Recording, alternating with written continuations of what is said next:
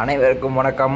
இன்றைக்கி நம்ம என்ன பண்ணுறோம்னா யமகா ரேயில் ஸ்டார்டிங் கம்ப்ளைண்ட் அதுதாங்க பார்க்குறோம். அதில் வந்து அந்த ப்ளக்கை எப்படி சேஞ்ச் பண்ணுறது தான் பார்க்குறோம். வாங்க பார்ப்போம். ஹாய், என்ன ப்ராப்ளம்னு பார்த்தீங்கன்னா ஸ்டார்டிங் ஆகிறதுக்கு ரொம்ப லேட் ஆகுது அப்படின்னாங்க.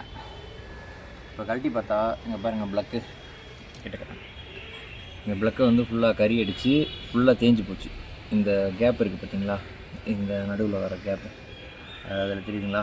இப்போ இது வந்து புது ப்ளக்கு,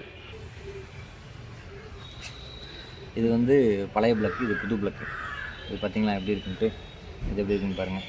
இதனாலனா கரண்ட் கரெக்டாக போகாமல் பிரச்சனை வரும். ரொம்ப நேரம் அடித்தா தான் ஸ்டார்ட் ஆகிற மாதிரி வரும். ஸோ அது குறைஞ்சது ஒவ்வொரு சர்வீஸும் க்ளீன் பண்ணி போடணும். ரெண்டாவது ரொம்ப இந்த மாதிரி ஆயிடுச்சுன்னா மாற்றி விட்றது பெட்ரு. அப்படி மாற்றி நம்ம வீட்டிலேயே மாற்றிக்கலாம், பெரிய பிரச்சனை இல்லை. ப்ளக் ஸ்பேனர் இருந்தால் போதும், இல்லை 16-17 ஸ்பேனர் இருந்தால் போதும், மாற்றிக்கலாம். ஆனால் என்ன ஒன்றுங்கன்னா, எந்த வண்டிக்கு எந்த சைஸ் ப்ளக்குன்னு இருக்குது. இப்போ இந்த வண்டிக்கு பார்த்திங்கன்னா இது ஷார்ட்னால் இந்த த்ரெட்டோட சைஸு தான் மென்ஷன் பண்ணுவாங்க.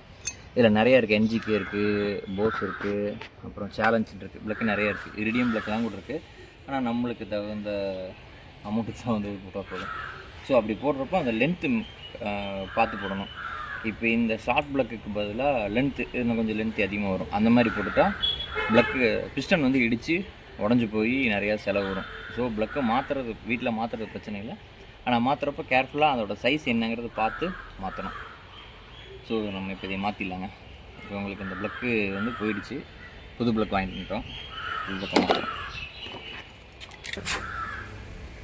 இந்த புது ப்ளக்கு மாட்டுறப்போ என்ன பண்ணாங்கன்னா, அந்த த்ரெட் ஏரியா இருக்குல்லங்க, அதில் மட்டும் சும்மா லைட்டாக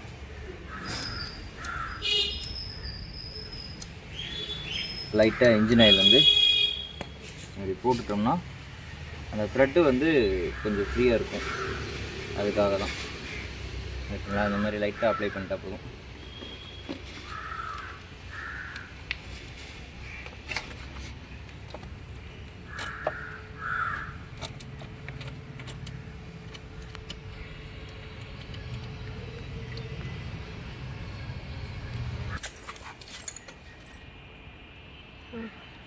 நம்ம அதை டைட் பண்ணுறப்போ அளவாக ரொம்ப லூஸும் வைக்கக்கூடாது, ரொம்ப ஃபுல் டைட்டும் பண்ணக்கூடாது. ஃபுல் டைட் பண்ணாலும் உடஞ்சி போகிறக்கு வாய்ப்பு இருக்குது.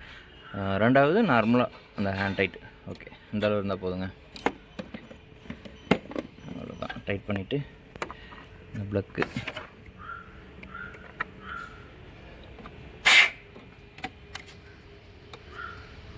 அதே மாதிரி இந்த ப்ளக்கு குத்துறப்போ இந்த யமஹா ரே இதுக்கெல்லாம் பார்த்திங்கன்னா கொஞ்சம் டைட்டாக இருக்கும். இது நல்லா உள்ள வரைக்கும் போகிற மாதிரி அமுத்தி விட்டுறணும். இல்லைனா கரண்ட் கரெக்டாக போகலன்னா அப்பவும் பிரச்சனை வரும். ஓகேங்க ஓகேங்க லைட்டாக இருக்கணும். இந்த ப்ளக்கு கம்ப்ளைண்ட் இருந்ததுன்னா ஸ்டார்டிங் ப்ராப்ளம் வரும். ஆனால் கரண்ட் வந்து கரெக்டாக போகாது, அதனால். ஓகேங்க, தேங்க்யூ, பாய்.